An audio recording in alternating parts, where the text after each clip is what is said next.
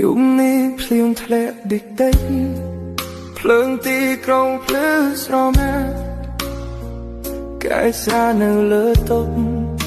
ទោះចិត្តខ្ញុំដែលទំលេរូបអូននៅក្នុងចិត្តមិនព្រមចេញពីខួរក្បាលពេលខ្ញុំបិទភ្នែកម្ដងណាសំឡេងអូនលាន់លឺឡើងវិញខ្ញុំមិនមែនខ្លាំងដូចមុន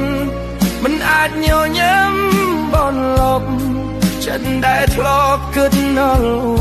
ថ្ងៃនេះសល់តែភាពស្ងប់ស្ងាត់យប់នេះខ្ញុំចង់ស្រវឹងឲ្យភ្លេចរឿងយើងឲ្យអារម្មណ៍ឈឺចាប់លងបាត់ក្នុងអាកាសយប់នេះខ្ញុំ